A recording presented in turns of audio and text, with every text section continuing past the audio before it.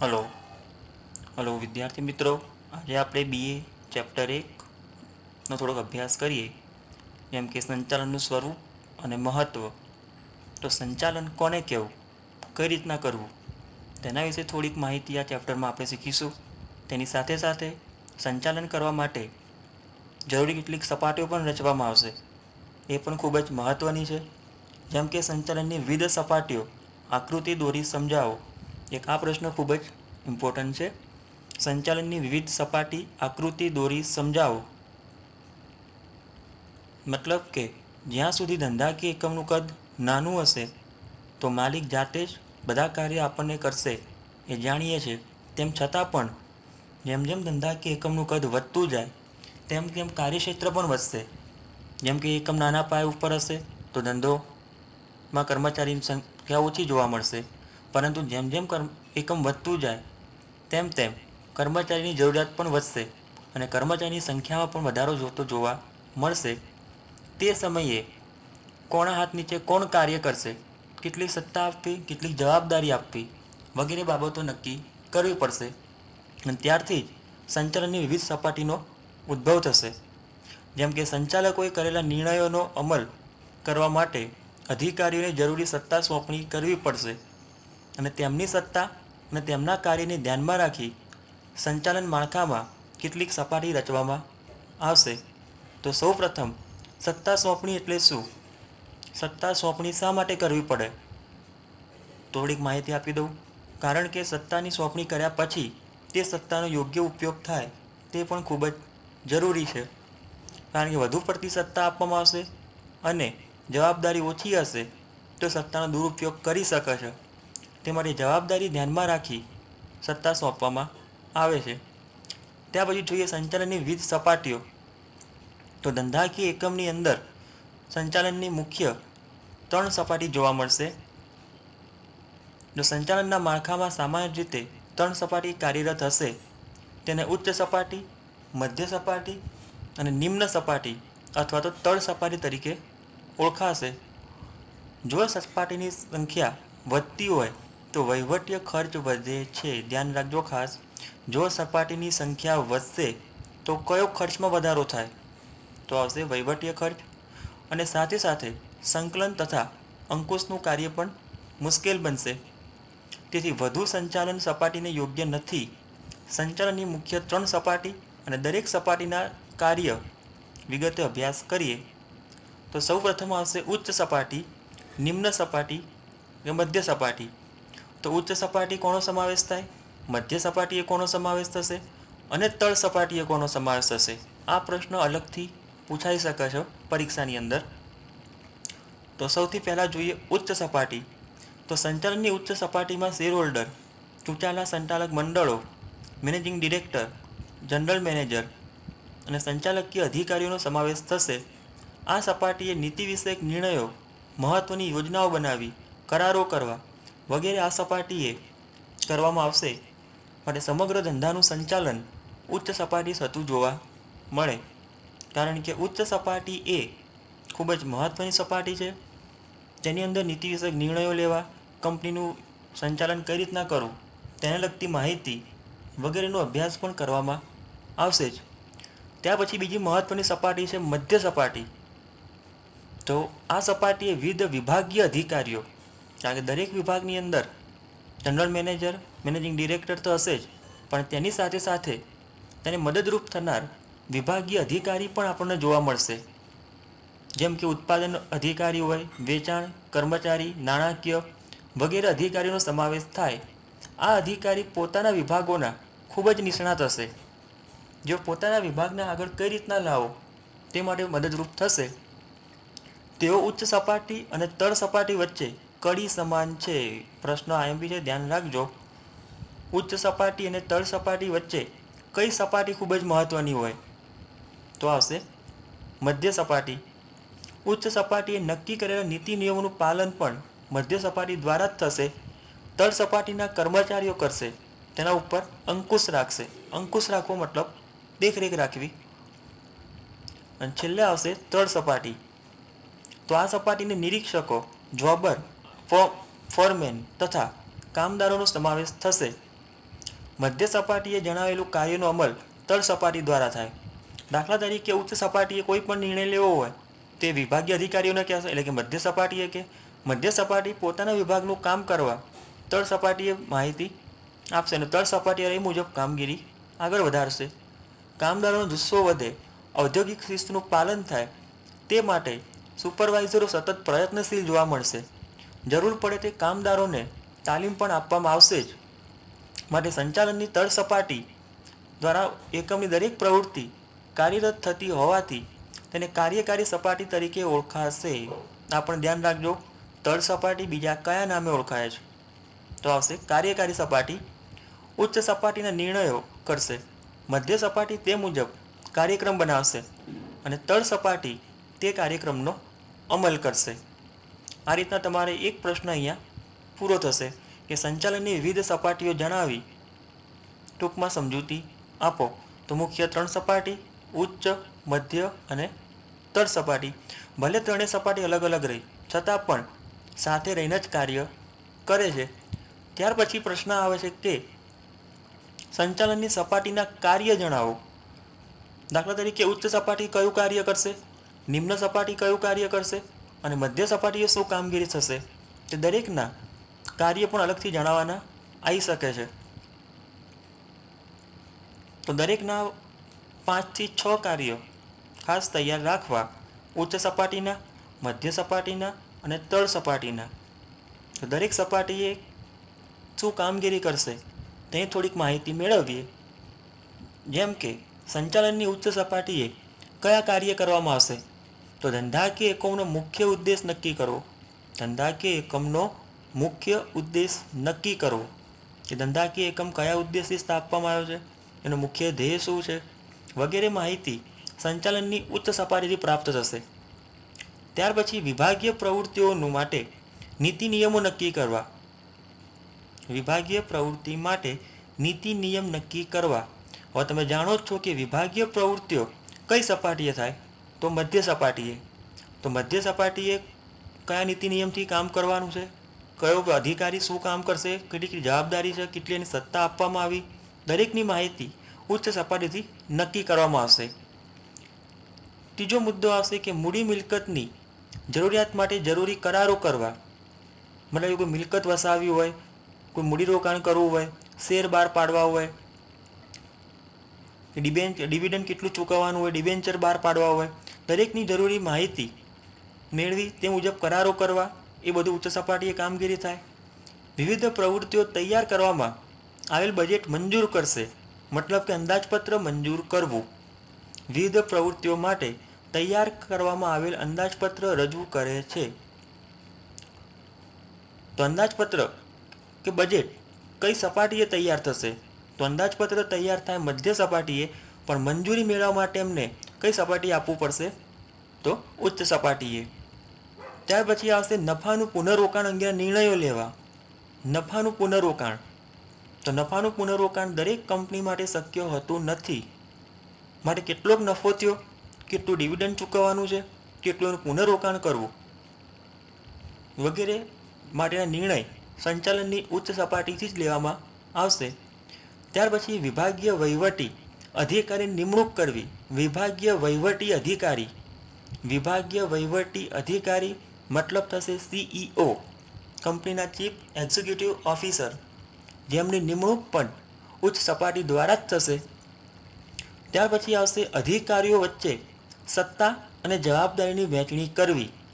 અધિકારીઓ વચ્ચે સત્તા અને જવાબદારીની વહેંચણી કરવી. તો વિભાગીય અધિકારીમાં ઉત્પાદન અધિકારી હોય, વેચાણ અધિકારી હોય કે કર્મચારી અધિકારી હોય, દરેક અધિકારીને કેટલી સત્તા આપવી, કેટલી એની જવાબદારી આપવી એ પણ નક્કી ઉચ્ચ સપાટી દ્વારા જ થશે. અને ત્યાર પછી આવશે કામદારોના ધારાકીય જોગવાઈનું પાલન કરવું. મતલબ કે સરકાર તરફથી જે કંઈ કાયદાઓ બનાવ્યા છે તે કાયદાઓનું પાલન પણ ઉચ્ચ સપાટી અધિકારીઓ દ્વારા કરવું પડશે. આ કેટલાક ઉચ્ચ સપાટીએ કરવાના કાર્યો છે, જેમાંથી 5 થી 6 કાર્ય તૈયાર રાખવા. સેમ એવો બીજા કાર્ય આવશે સંચાલનની મધ્ય સપાટીના કાર્ય. ઉચ્ચ સપાટીના કાર્ય આપણે જોઈ ગયા. ત્યાર પછી આવશે સંચાલનની મધ્ય સપાટીના કેટલાક કાર્ય. જેમ કે મધ્ય સપાટીએ શું કામગીરી થાય, તો મધ્ય સપાટીનો મુખ્ય ઉદ્દેશોને ધ્યાનમાં રાખી વિભાગીય ઉદ્દેશ નક્કી કરવામાં આવશે. દાખલા તરીકે મુખ્ય ઉદ્દેશ ઉચ્ચ સપાટીએ નક્કી થાય, એ ઉદ્દેશ નક્કી થયા પછી એ ઉદ્દેશ ધ્યાનમાં રાખી વિભાગીય ઉદ્દેશ નક્કી કરવા પડશે કે કયા વિભાગમાં કેટલું કામગીરી કરવી, કેટલું ઉત્પાદન કરવું, કેટલું વેચાણ કરવું વગેરે ઉદ્દેશ મધ્ય સપાટીએ નક્કી કરવામાં આવે છે. પોતાના વિભાગનું અંદાજપત્ર તૈયાર કરી ઉચ્ચ સપાટી સમક્ષ રજૂ કરવું પડે છે. ધ્યાન રાખજો, પહેલાં પણ કીધું હતું કે પોતાના વિભાગનું અંદાજપત્ર તૈયાર કરી કઈ સપાટી રજૂ કરવું, તો ઉચ્ચ સપાટીએ. અંદાજપત્ર તૈયાર થશે મધ્ય સપાટીએ, પરંતુ તેને મંજૂરી માટે ક્યાં મોકલવું પડશે, ઉચ્ચ સપાટી તરફ. ત્યાર પછી મુખ્ય વહીવટી અધિકારી તરફથી મતલબ કે સીઈઓ તરફથી મળેલા આદેશોનો અમલમાં મૂકવા અન્ય વિભાગીય અધિકારીઓ સાથે સંકલન જાળવવું. સંકલન મતલબ કે સાથે રહીને કાર્ય કરવું. સંકલનનો મતલબ થશે સાથે રહીને કાર્ય કરવું. અન્ય વિભાગીય અધિકારી સાથે સંકલન જાળવવું. વિભાગની ગૌણ તથા પેટા વિભાગની પ્રવૃત્તિ ઉપર ધ્યાન આપવું. તો દરેક વિભાગની કેટલીક ગૌણ યોજનાઓ હોય અને તેની સાથે પેટા વિભાગોની પ્રવૃત્તિ ઉપર પણ ધ્યાન રાખવું પડશે. દાખલા તરીકે વેચાણ વિભાગ છે, તો વેચાણ વિભાગમાં વેચાણ વધારવા માટેના પ્રયત્ન કરવા, એ તો ગૌણ યોજના થઈ. પરંતુ પેટા વિભાગ વેચાણ વધે તે માટે જાહેરાત કઈ રીતના કરવી, કેટલી જાહેરાતો કરવી, ક્યારે કયા સમયે કઈ જાહેરાત કરવી વગેરે પેટા વિભાગોનો સમાવેશ થઈ જશે. ત્યાર પછી ઉચ્ચ સપાટીએ નિર્ણયો લેવામાં મદદરૂપ થશે. ઉચ્ચ સપાટીએ નિર્ણયો લેવામાં મદદરૂપ થવું. ઉચ્ચ સપાટીએ નિર્ણયો લેવામાં મદદરૂપ થશે. આ કેટલાક મધ્ય સપાટીના કાર્યો હતા. ત્યાર પછી આવશે સંચાલનની તળ સપાટી અથવા તો નિમ્ન સપાટી અથવા તો કાર્યકારી સપાટી. ગમે તે કાર્ય પૂછાઈ શકે છે. ત્રણેય સપાટીના કાર્ય સાથે પણ જણાવવાના આવે અથવા તો કોઈ પણ એક સપાટીના 3 થી 5 કાર્યમાં અલગથી 3 માર્કનો પ્રશ્ન પૂછાઈ શકે છે. જેમ કે સંચાલનની નિમ્ન સપાટીના કાર્યની સમજૂતી આપો, તો કામદારોને કાર્ય અંગે જરૂરી હુકમ કરવા અને સૂચનાઓ આપવી. આ હુકમ અને સૂચનાઓ કઈ સપાટી દ્વારા આપવામાં આવે, તો મધ્ય સપાટી દ્વારા. મધ્ય સપાટીવાળા હુકમ કોને આપશે, તળ સપાટીવાળા, અને મુજબ તળ સપાટીવાળા કામગીરી કરશે. વિભાગના રોજબરોજના કામનું આયોજન કરવું. તો દરેક વિભાગમાં કયું કાર્ય કરવાનું, કેટલું કામ આજે કરવું, કેટલું કામ બાકી હતું વગેરે કામનું આયોજન કરવું. કામદારોને કાર્ય કરવા માટે જરૂરી સાધન સામગ્રી પૂરી પાડવી. તો દરેક કામદારોને કાર્ય કરવા માટે જે કંઈ કાચો માલ સામાન જોઈતો હોય અથવા કોઈ સાધન જોઈતા હોય, દરેક સાધન સામગ્રી પૂરી પાડવી. યંત્રોનું સમારકામ અને જાળવણી કરવી. તો ઉત્પાદન કરવા માટે જે કંઈ યંત્ર સામાન વપરાતો હોય તેની જાળવણી રાખવી, એનું સમારકામ કરવું, રિપેરિંગ કરવું હોય વગેરે કામગીરી તળ સપાટીએ જ થશે. સમય અને માલ સામગ્રીનો બગાડ ન થાય તે પણ ખાસ ધ્યાન રાખવું. તળ સપાટીએ અહેવાલો ઉચ્ચ સપાટીએ મોકલવામાં આવે છે. ધ્યાન રાખજો, તળ સપાટીના જે કંઈ અહેવાલ હોય, મતલબ કે નિમ્ન સપાટીએ જે કંઈ કામગીરી થઈ હોય તે કામગીરી મધ્ય સપાટીએ મોકલવી. મધ્ય સપાટીથી ઉચ્ચ સપાટીએ અહેવાલ સ્વરૂપે મોકલવામાં આવશે. કર્મચારીની બઢતી, બદલી, વિકાસ વગેરે અંગે વિચારણા કરવામાં આવશે. તો તળ સપાટીએ જે કંઈ કર્મચારીઓ કામગીરી કરતા હોય તેની બઢતી એટલે પ્રમોશન ક્યારે કરવું, બદલી કે ટ્રાન્સફર ક્યારે કરવી અને વિકાસ ક્યારે થશે વગેરે અંગે ચર્ચા વિચારણા પણ તળ સપાટી દ્વારા કરવામાં આવશે. આથી સંચાલનના 3 સપાટી અને ત્રણેય સપાટીના મુખ્ય કાર્ય. ત્યાર પછી વિદ્યાર્થી મિત્રો, આપણે બીજો એક પ્રશ્ન જોઈશું, જે છે સંચાલનના મુખ્ય કાર્યની સમજૂતી ટૂંકમાં સમજાવો અથવા તો લ્યુથર ગ્યુલિકના મતે સંચાલનના મુખ્ય કાર્ય સમજાવો. આ પ્રશ્ન ખૂબ જ મહત્વનો છે, જેના આધારે તમારે કેટલાક પાઠ આવશે. જેમ કે આયોજનનું ચેપ્ટર આવશે, ધોરણોનું ચેપ્ટર આવશે, કર્મચારી વ્યવસ્થાનું ચેપ્ટર આવશે, વ્યવસ્થા તંત્ર આવશે. અલગ અલગ ચેપ્ટરો શીખવામાં આવશે. એ પછીના ચેપ્ટરોમાં અભ્યાસ કરીશું. તો અહીંયા થોડીક બેઝિક તમને પ્રાથમિક માહિતી આપેલી છે, જેના આધારે તમે આના પછીના ચેપ્ટરોમાં થોડું વધારે ધ્યાન આપી શકશો. તો તો અહીંયા થોડુંક વધારે મહત્ત્વ આપજો. આ પ્રશ્ન ખૂબ જ જરૂરી છે, કારણ કે સંચાલન કરતી વખતે કેટલાક કાર્ય કરવા પડશે. જેમ કે સૌ પ્રથમ સંચાલન કરવું હોય કોઈ પણ એકમમાં, કોઈ પણ વ્યક્તિએ, આ એકમ નાના પાયા ઉપર હોય કે મોટા પાયા ઉપર હોય, દરેક એકમમાં દરેક વ્યક્તિએ સંચાલન કરવું પડશે જ. સંચાલન વગર ચાલવાનું નથી. તો સંચાલન કરતી વખતે સૌથી પહેલું તમારે આયોજન કરવું પડે. આયોજન કર્યા પછી વ્યવસ્થા તંત્રની રચના કરશે. વ્યવસ્થા તંત્ર થઈ ગયા પછી કર્મચારી વ્યવસ્થા, દોરવણી, સંકલન, અહેવાલ પ્રેષણ અને અંદાજપત્ર, આ બધા જ કાર્ય એક સાથે એકબીજા ઉપર આધારિત અને એક સાથે જ કરવા પડશે. અને સૌથી છેલ્લે આવશે અંદાજપત્ર, સૌથી છેલ્લે આવશે અંકુશ, જેના આધારે દરેક કાર્ય આયોજન મુજબ થાય છે કે નહીં તેનો તમને ખ્યાલ આવી શકશે. તો બેઝિક માહિતી મેળવીએ. જેમ કે સંચાલનના મુખ્ય કાર્ય, તો મુખ્ય કાર્ય કેટલા છે? 7 કાર્યો આવશે: આયોજન, વ્યવસ્થા તંત્ર, કર્મચારી વ્યવસ્થા, દોરવણી, સંકલન, અહેવાલ પ્રેષણ અને અંદાજપત્ર, જેનું શોર્ટ ફોર્મ બનશે પોસ્ટ કોરપ. સૂત્ર ધ્યાન રાખજો, તમારા અલગથી 3 માર્કમાં પણ પૂછાઈ શકે છે. તો સૌપ્રથમ પ્રસ્તાવના જોઈએ તો ધંધાકીય એકમના ધ્યેય સિદ્ધ કરવા સંચાલન પ્રક્રિયા અપનાવવામાં આવશે. આ પ્રક્રિયા તબક્કાઓ સંચાલન કાર્ય તરીકે ઓળખી શકાય. સંચાલનના તમામ કાર્ય એકબીજા સાથે આંતરસંબંધ ધરાવશે. વાસ્તવમાં આયોજનથી લઈ અંકુશ સુધી તમામ કાર્ય એક સાથે જ કરવામાં આવે છે. આયોજન પ્રથમ કાર્ય, તો અંકુશ અંતિમ કાર્ય. તો આયોજનથી લઈ અંકુશ સુધી તમામ કાર્ય એક સાથે જ થશે. તો સંચાલકીય કાર્ય કરનારને કયા નામે ઓળખાય? તેને કહેવાશે સંચાલક. સંચાલકીય કાર્ય કરનાર ને શું કહેવાશે? સંચાલક. જે કોઈ પણ વ્યક્તિ સંચાલન કરતી હોય તે વ્યક્તિ શું બનશે? એનો સંચાલક બનશે, જે સમગ્ર એકમનું મેનેજમેન્ટ સંભાળતા હોય.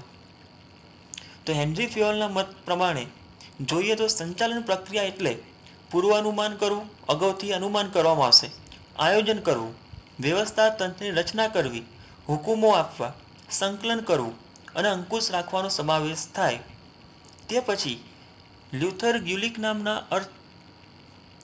ગ્યુલિક નામના વ્યક્તિએ સંચાલનની કેટલીક પ્રક્રિયામાં કેટલાક કાર્યોનો સમાવેશ કર્યો, જે ખૂબ જ મહત્વના કાર્ય તરીકે ઓળખાશે. જેમાં પહેલું જ કાર્ય છે એમનું આયોજન કરવું. તો કોઈ પણ વ્યક્તિએ સંચાલન કરતી વખતે સૌપ્રથમ આયોજન કરવું પડશે, કારણ કે આયોજન વગર સંચાલન કરી શકાતું નથી. તો આયોજન એ સંચાલન પ્રક્રિયાનું પ્રાથમિક મહત્વ ધરાવતું કાર્ય છે. જ્યારે હેતુઓ સિદ્ધ કરવા માટે એક કરતાં વધુ માર્ગ હોય ત્યારે કયો માર્ગ અપનાવો, કયા સમયે અપનાવો અને ખર્ચ કઈ રીતે કરવો અને સારા પરિણામ કઈ રીતના મેળવવા, દરેક બાબતો નક્કી કરવા માટે આયોજન ખૂબ જ જરૂરી છે. આયોજન કરવામાં આવશે જ. જેમ કે આયોજનની અંદર કયું કાર્ય કોણ, ક્યારે, કેવી રીતે, કેટલા પ્રમાણમાં કરશે તે બાબતની પૂર્વ વિચારણા, ચર્ચા વિચારણા થશે. અને ત્યાર પછી એ આયોજનને આધારે કેટલીક યોજનાઓ પણ બનાવવામાં આવતી હોય છે. તો આયોજન એ ભવિષ્યના અંદાજ ઉપર આધારિત હોવાથી તે એક બૌદ્ધિક પ્રક્રિયા છે. ધ્યાન રાખજો મિત્રો, આયોજન એ એક બૌદ્ધિક પ્રક્રિયા છે, કારણ કે આયોજન સમજી વિચારીને અમલમાં મૂકવું પડશે. તમામ સંચાલકીય કાર્યમાંથી આયોજનનું કાર્ય પાયા સમાન ગણવામાં આવશે. પ્લાનિંગ વગર કોઈ પણ કાર્ય આગળ થઈ શકતું નથી. માટે આયોજન અમલમાં મૂકતી વખતે ખૂબ જ ધ્યાનમાં રાખવું. આયોજન તો ચોક્કસ રીતે થઈ ગયું, પરંતુ આયોજન થયા પછી બીજો તબક્કો આવશે વ્યવસ્થા તંત્ર. તો વ્યવસ્થા તંત્ર એટલે શું? વ્યવસ્થા તંત્ર કોને કહેવું? તો ટૂંકી અને સરળ વ્યાખ્યા જોવા જઈએ તો વ્યવસ્થા તંત્ર એટલે કર્મચારીને સત્તા અને જવાબદારીની વહેંચણી કરવામાં આવતું માળખું. કોઈ પણ કર્મચારીને તેનું કાર્ય કરવા માટે કેટલી સત્તા આપવી અને કેટલી જવાબદારી સોંપવી તે અંગેનું જે માળખું રચાય તેને કહેવાશે વ્યવસ્થા તંત્ર. તો સંચાલકોએ નક્કી કરેલા નીતિ નિયમો, વિધિ, કાર્યક્રમ વગેરેના અમલ માટે કર્મચારીઓ વચ્ચે સત્તા અને જવાબદારી અંગે જે વ્યવસ્થા ગોઠવવામાં આવશે તેને જ વ્યવસ્થા તંત્ર કહેવાય. કર્મચારી પોતાનું સોંપેલું કાર્ય યોગ્ય રીતે કરી શકે તે માટે તેમને જરૂરી સત્તા પણ આપવામાં આવશે જ. કયા કાર્યોએ કોના હાથ નીચે કામ કરવું અથવા કયા કર્મચારી કયું કાર્ય કઈ રીતના કરવું, તેનો સહકર્મચારી કોણ હશે વગેરે બાબતો પણ અહીં સ્પષ્ટ કરવામાં આવે જ છે. વ્યવસ્થા તંત્ર રચાઈ ગયા પછી ત્રીજો તબક્કો આવશે કર્મચારી વ્યવસ્થા કરવી. સૌપ્રથમ આપણે આયોજન કર્યું, આયોજન સારું બનાવ્યું, વ્યવસ્થાની રચના કરી, સત્તા જવાબદારી વહેંચી પણ દીધી. ત્યાર પછી આવ્યું કર્મચારી વ્યવસ્થા. કેટલા કર્મચારી રાખવાના છે, કઈ રીતના કામ કરવા, કોની બઢતી કરવી, કોને તાલીમ આપવી, કોને છૂટા કરવા વગેરે બાબતોનો સમાવેશ કર્મચારી વ્યવસ્થામાં જોવા મળશે. જેમ કે ધંધાની સફળતાનો આધાર આખરે તો કર્મચારી ઉપર જ છે. કોઈ પણ એકમ જે હાલના સંજોગોમાં સારું ન ચાલતું હોય અને એ જ એકમ અમુક સમય પછી ભવિષ્યમાં કદાચ સારું ચાલવા લાગે છે, તેનો મતલબ કે એના કર્મચારી ખૂબ જ મહત્વનો ભાગ ભજવશે. કર્મચારી હશે તો એકમ સારી કામગીરી કરી શકશે. તેથી યોગ્ય જગ્યાએ યોગ્ય વ્યક્તિની ભરતી કરવી, તાલીમ આપવી, બઢતી બદલી છૂટા કરવા વગેરે પ્રશ્નો વિચારણા એટલે જ કર્મચારી વ્યવસ્થા. સંતોષકારક કર્મચારી એ ધંધાકીય મિલકત સમાન ગણવામાં આવશે. કારણ કે એક વખત કર્મચારી મેળવ્યા પછી તેમને વારે ઘડીએ એકમમાંથી છૂટા કરવા એ એકમ માટે યોગ્ય ગણાતું નથી. કારણ કે જો કર્મચારી એકમમાંથી છૂટો થઈ જશે તો એકમની નકારાત્મક પ્રભાવ બજારમાં જોવા મળશે. ઉત્પાદકતા વધારવી હોય કે ઉદ્યોગમાં કાયમી કર્મચારી દળ ઊભું કરવું હોય તો કર્મચારી વ્યવસ્થાનો પ્રશ્ન વૈજ્ઞાનિક ધોરણે વિચારવો પડશે જ. વૈજ્ઞાનિક ધોરણે મતલબ કે કેટલા કર્મચારીની જરૂરિયાત છે એટલા જ કર્મચારી રાખવા. વધારે કર્મચારી રાખશો તો પણ નુકસાન જાય અને ઓછા કર્મચારી હશે તો પણ એકમને સફળતા મળતી નથી. માટે જરૂરિયાત મુજબના કર્મચારી પ્રાપ્ત કરવા. કર્મચારી વ્યવસ્થા થઈ ગયા પછી કાર્ય આવશે દોરવણી. દરેક કર્મચારી યોગ્ય પદ્ધતિથી કાર્ય કરે અને સમયસર ઓછા ખર્ચે તે પૂરું કરે તે માટે દોરવણી આપવી પડશે જ. દોરવણીમાં ઔદ્યોગિક એકમમાં નીતિ, કાર્ય કરવાની વિધિ અને પદ્ધતિ અંગે સમજૂતી આપવામાં આવશે. દોરવણી આપનાર વ્યક્તિ નેતાગીરી તરીકે ઓળખાશે. દોરવણી આપવાથી કર્મચારીની કાર્યસૂઝ વધે. મતલબ કે કર્મચારીને જે કાર્ય કરવાનું છે તે વધુ સારી રીતે પૂર્ણ કરી શકે. સંકલન અને અંકુશ માટે દોરવણી ખૂબ જ જરૂરી છે. દોરવણીનો મતલબ થશે માર્ગદર્શન પૂરું પાડવું. તો કર્મચારીને જે કંઈ કામગીરી કરવાની હોય તે કામગીરી અંગે અગાઉથી માર્ગદર્શન આપવામાં આવે તો એ કર્મચારી વધુ સારું કાર્ય ઝડપથી અને ઓછા સમયમાં પૂર્ણ કરી શકે છે. તે માટે દોરવણી આપવી જરૂરી હોય.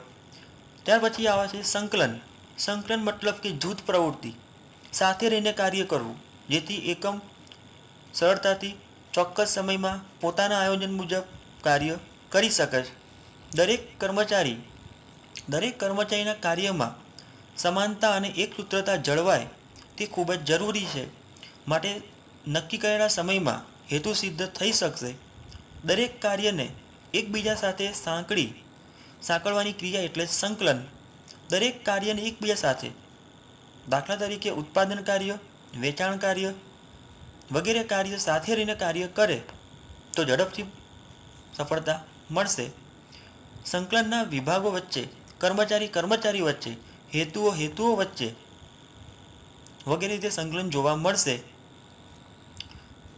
તેથી સંકલનને સંચાલનના આત્મા તરીકે પણ ઓળખવામાં આવી શકે. ત્યાર પછી આવશે અહેવાલ પ્રેષણ. તો અહેવાલ પ્રેષણને માહિતી પ્રેષણ તરીકે પણ ઓળખવામાં આવશે. માહિતી પ્રેષણ અને માહિતી સંચાર આ બંને શબ્દો ખાસ ધ્યાન રાખજો.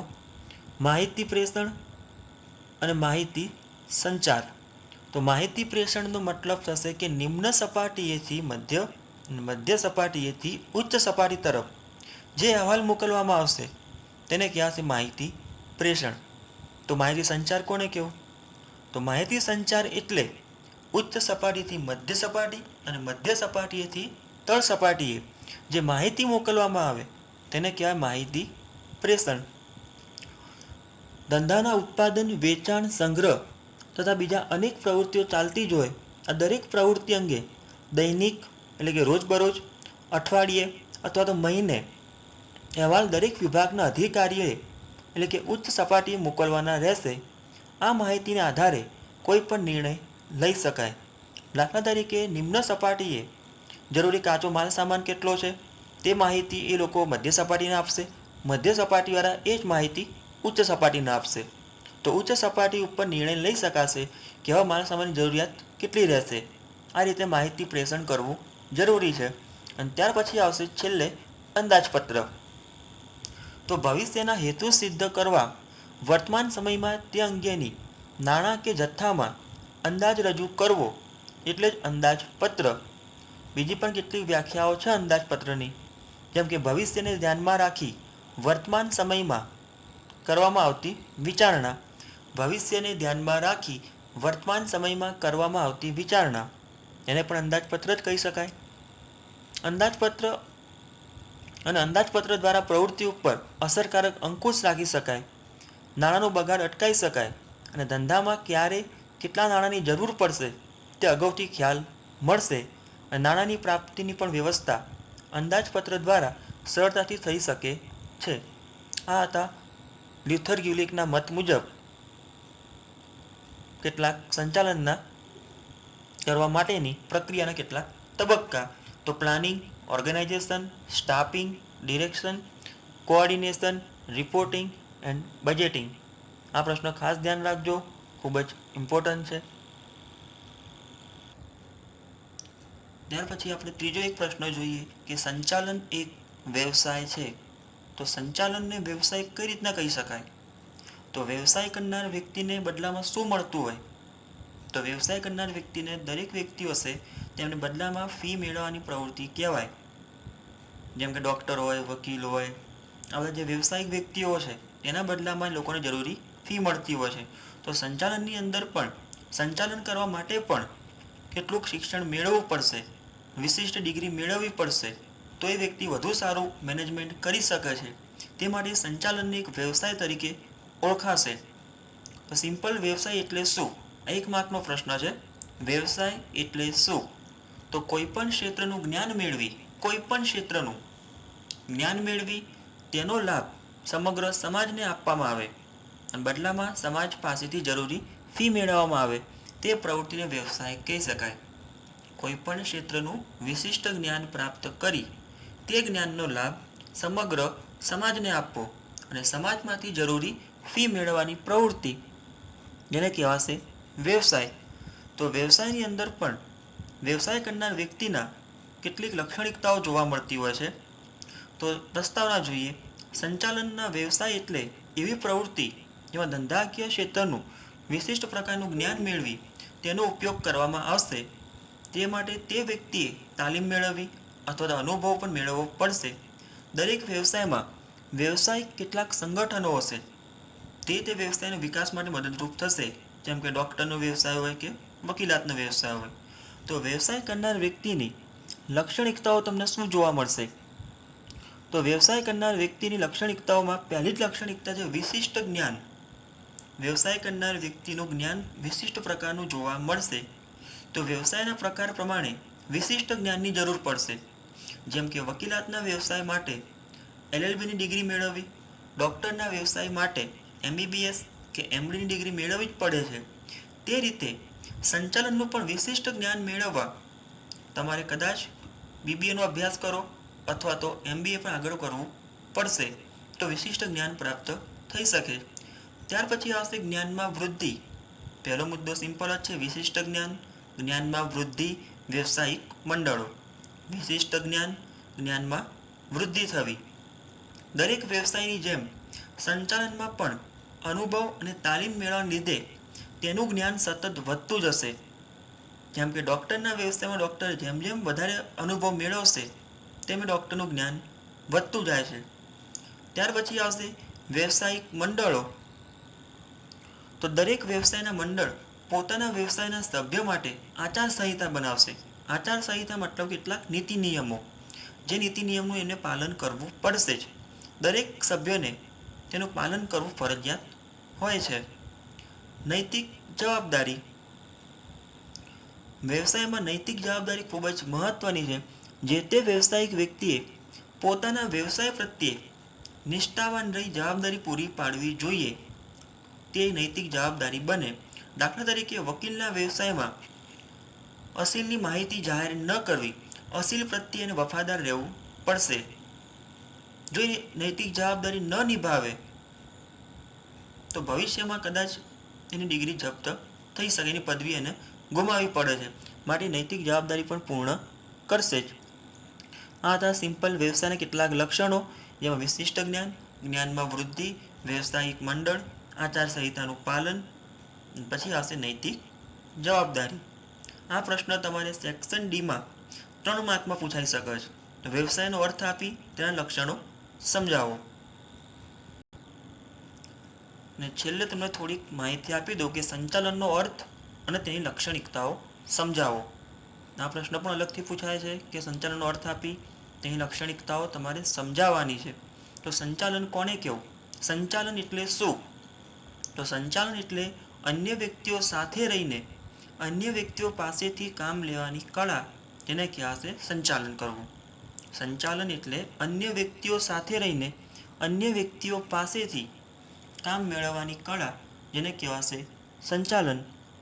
જેમ કે જ્યાં સુધી ધંધાકીય એકમનું કદ નાનું હોય તો વ્યક્તિ કદાચ જાતે કામ કરી શકે છે, પરંતુ જેમ જેમ એકમનું કદ વધતું જશે તેમ તેમ વધુને વધુ વ્યક્તિઓ સાથે મળીને કામ કરતી હશે, તો તેવા સંજોગોમાં સંચાલન કરવું ખૂબ જ જરૂરી છે. માટે સંચાલનને શું કહેવાશે કે અન્ય વ્યક્તિઓ સાથે તમારે કામ મેળવવાની કળા છે, જે આવડત, તેને કહેવાશે સંચાલન. તો સંચાલન કરવા માટે પણ કેટલીક લાક્ષણિકતાઓ તમને જોવા મળશે. જેમ કે સંચાલન એ સર્વવ્યાપી પ્રવૃત્તિ છે. દરેક ક્ષેત્રમાં તમને જોવા મળશે જ, ચાહે ધાર્મિક ક્ષેત્ર હોય, કૃષિ ક્ષેત્ર હોય કે કોઈ પણ ક્ષેત્ર હશે, દરેક ક્ષેત્રમાં સંચાલન જોવા મળે જ છે. માટે સંચાલનને સર્વવ્યાપી પ્રવૃત્તિ કહી શકાય. ત્યાર પછી આવશે ધ્યેયલક્ષી પ્રવૃત્તિ. તમારો જે કંઈ ઉદ્દેશ હોય, એ ઉદ્દેશ કે ધ્યેય હોય, તે ધ્યેય સિદ્ધ કરવા માટે સંચાલનની જરૂર પડશે જ. જૂથ પ્રવૃત્તિ, સાથે રહીને કાર્ય કરવું તો સફળતા ઝડપી મળશે. મને સંચાલનની જૂથ પ્રવૃત્તિ છે. સતત ચાલતી પ્રવૃત્તિ છે. એક વખત સંચાલન કર્યા પછી બીજી વખત સંચાલનની જરૂર નહીં પડે એવું વિચારી શકાય નહીં. દાખલા તરીકે તમે કદાચ એવું વિચારતા હોય તમારો ઉદ્દેશ કે ધ્યેય સિદ્ધ થઈ ગયું, તે સિદ્ધ થયા પછી નવું ધ્યેય આવશે, નવા ઉદ્દેશો રચાશે, વળી પાછી સંચાલનની જરૂર તો પડશે જ. માટે સંચાલન એ સતત ચાલતી પ્રવૃત્તિ કહી શકાય. માનવીય પ્રવૃત્તિ, તો સંચાલન માનવ દ્વારા જ થશે. એક માનવી બીજી માનવી માટે સંચાલન કરતું હોય તો માનવી કેન્દ્ર સ્થાને આવે છે, માટે સંચાલન એ માનવીય પ્રવૃત્તિ ગણાશે. નિર્ણય પ્રક્રિયા ખૂબ જ જરૂરી છે. સંચાલન એ વિજ્ઞાન, કળા અને વ્યવસાય તરીકે પણ ઓળખવામાં આવશે જ. આ હતા સંચાલનના કેટલીક લાક્ષણિકતાઓ: સર્વવ્યાપી, ધ્યેયલક્ષી, જૂથ પ્રવૃત્તિ, સતત ચાલતી, માનવીય પ્રવૃત્તિ, નિર્ણય પ્રક્રિયા, વિજ્ઞાન, કળા અને વ્યવસાય. આ હતું ચેપ્ટર નંબર 1, સંચાલનનું સ્વરૂપ અને તેનું કેટલું મહત્વ. એ ચર્ચા આપણે થોડી કરી ગયા. ત્યાર પછીનો વિડીયો ચેપ્ટર નંબર 2નો આપણે જોઈશું.